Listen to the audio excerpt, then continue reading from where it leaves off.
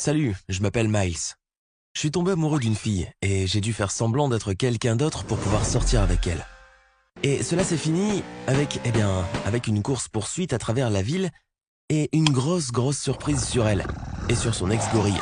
Je t'explique. Je travaillais tard le soir dans un petit supermarché quand elle est entrée. Ses vêtements étaient déchirés, elle avait une joue égratignée et quelques petites coupures sur le corps. En même temps, elle avait cet éclair courageux dans les yeux.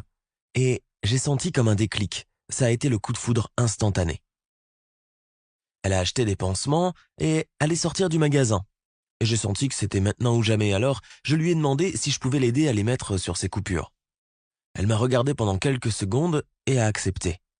Elle s'appelait Allison. Pendant que je la soignais, elle m'a tout raconté. Elle et son petit ami, enfin plus exactement son ex, avaient essayé de voler des trucs dans un magasin juste pour le fun, et parce que lui, il n'avait pas d'argent. Un agent de sécurité les avait surpris, alors ils avaient dû s'enfuir.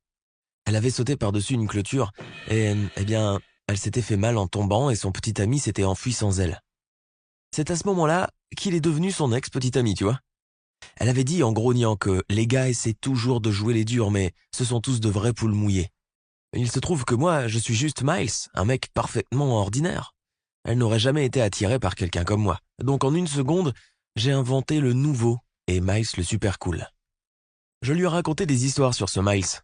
Le Miles trop cool qui se battait et gagnait contre 3 mecs en même temps, qui allait à toutes les fêtes de la ville et traînait avec des amis dangereux. Elle se touchait les cheveux et se mordait les lèvres pendant que je lui racontais toutes ces histoires sur moi. Miles le cool. Plus tard, quand je suis rentré chez moi, j'ai réalisé ce que j'avais fait. Mais il n'y avait plus de retour en arrière possible. J'ai donc inventé Miles le cool dans son intégralité. J'ai changé ma façon de parler, de marcher, de me comporter et de m'habiller. Je n'avais jamais consacré autant d'énergie à quoi que ce soit avant, mais je suppose que c'est ce que l'amour fait faire aux gens. Alison et moi avons commencé à sortir ensemble. Je devais être dans la peau du personnage de mauvais garçon tout le temps. J'ai inventé des milliers d'autres histoires, j'ai commencé à vapoter et parfois, j'ai même volé des trucs dans des magasins devant elle. Il m'arrivait aussi d'oublier et de laisser ressortir le vieux Miles normal, et je m'excitais sur des trucs débiles comme certains dessins animés que j'aimais.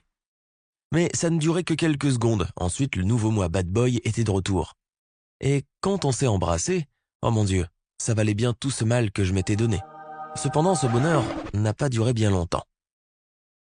Un soir, dans une fête, on est sortis ensemble et on s'est embrassé toute la nuit. On aurait pu continuer à faire ça pour toujours, et j'étais prêt à aller un peu plus loin.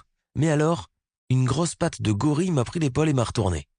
C'était un grand type avec un visage carré. Eh oui, il avait l'air très en colère. « Arrête d'embrasser ma copine », a-t-il dit. Oh, c'était son ex, Owen.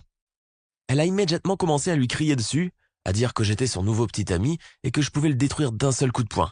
« Ah oui ?» a dit Owen, et il s'est rapproché de moi. J'ai continué à sourire avec confiance, mais en réalité, j'avais envie de crier et de m'enfuir. J'espérais qu'Alison ne pouvait pas voir à quel point mes jambes tremblaient à ce moment-là. Mais je n'ai pas bougé d'un pouce, bien sûr parce que j'avais trop peur. Owen continuait à me fixer. Je pouvais sentir l'air chaud qui sortait de son nez. Je voyais la sueur sur son visage et je le sentais. C'était quasiment plus intime qu'embrasser Allison. Et alors j'ai perdu la tête. J'ai commencé à rire très fort. Je lui ai craché accidentellement au visage. Je l'ai fait parce que j'étais nerveux, mais il a juste attendu quelques secondes à grogner et est parti. Je parie que tu peux aussi voir ce genre de comportement sur National Geographic. En réalité, il pouvait me détruire. Mais cela c'est bien fini. À ce moment-là, Allison avait l'air folle amoureuse de moi, et franchement, il y avait quasiment des cœurs qui brillaient dans ses yeux, comme dans les dessins animés. Et puis elle m'a dit « Mes parents ne sont pas à la maison. » Eh bien, tu peux deviner la suite. Je pensais que c'était fini et qu'Owen le gorille ne me dérangerait plus. Mais évidemment, ce n'est pas du tout ce qui s'est passé. Après une semaine parfaite avec Allison, qui se comportait maintenant comme un gentil petit chat avec moi, je me suis retrouvé dans la situation la plus dangereuse de ma vie. Un soir, j'avais fini de travailler tard à l'épicerie et je suis sorti dans la rue. Mais je me suis tout de suite rendu compte qu'une bande de mecs me suivait. Chaque fois que je tournais à un coin de rue, ils tournaient aussi. Dès que je marchais plus vite, ils accéléraient aussi. Je savais exactement qui c'était. Je savais que je n'avais aucune chance, alors j'ai commencé à courir. J'ai vite essayé de trouver une solution. Je tournais dans différentes rues. Je tournais même en rond, en essayant de trouver des endroits sombres. En gros, j'ai tout essayé pour les semer. Je connaissais ce quartier de la ville mieux qu'eux, et j'ai essayé d'utiliser cela à mon avantage. Mais rien n'a fonctionné, ils étaient toujours derrière moi. Mon cœur battait la chamade, tous mes membres tremblaient. C'était comme s'ils jouaient avec moi, comme s'ils pouvaient m'attraper quand ils le voulaient, mais qu'ils aimaient juste me voir mort de trouille. Soudain, j'ai eu cette idée géniale de jeter mon thermos par terre. Peut-être que ça les embrouillerait ou quelque chose comme ça. Mais bien sûr, non, ça n'a pas marché. Je ne pouvais plus respirer et je ne voulais pas abandonner non plus, mais j'ai trébuché sur une branche dans un parc sombre et je me suis retrouvé à terre.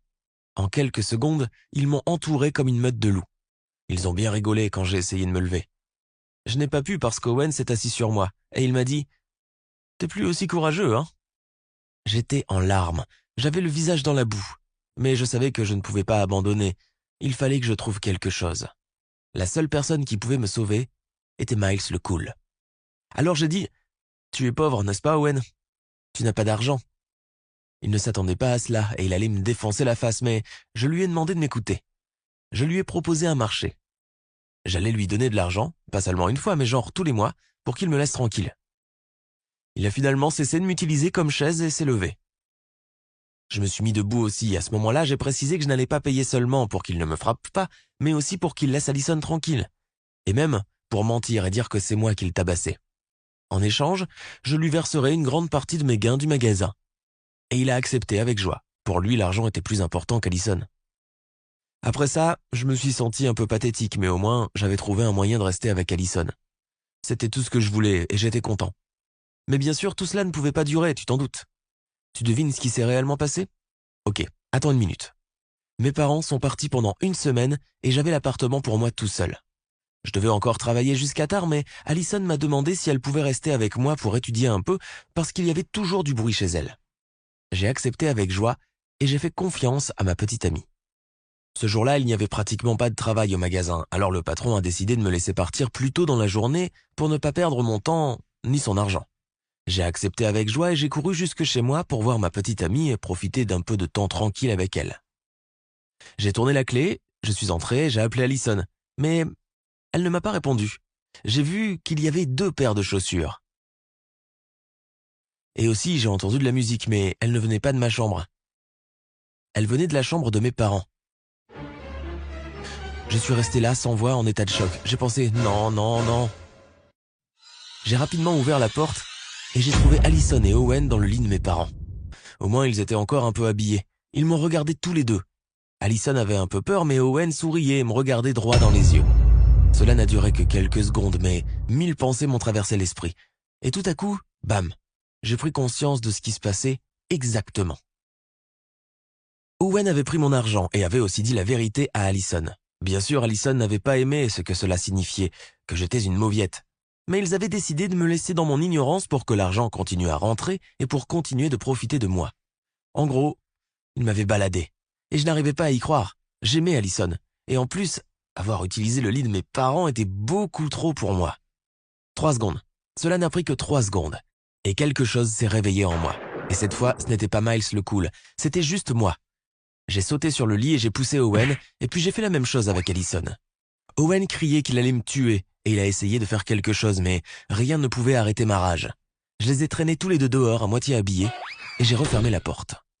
C'est alors que j'ai réalisé que je venais de maîtriser Owen le gorille. Je ne savais même pas que j'étais capable de faire une chose pareille. Mais quand j'ai repris mes esprits, j'ai eu peur.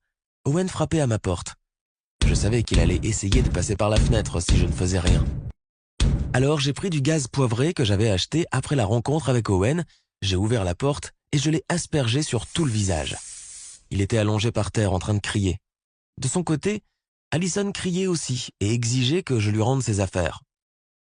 J'ai tout mis dans le sac d'Owen, j'ai versé du ketchup, des liquides de nettoyage, en gros tout ce que j'ai pu trouver. Puis j'ai versé de l'eau dedans. Je l'ai secoué comme un cocktail, j'ai ouvert la porte et je l'ai jeté sur eux. Puis je leur ai dit que j'allais appeler la police. Et que si par malheur Owen essayait de me faire quelque chose, je montrerais les images de surveillance à la police, parce que nous avions des caméras dans chaque chambre. Bien sûr, nous n'avions pas de caméras, mais ils ont été assez stupides pour me croire.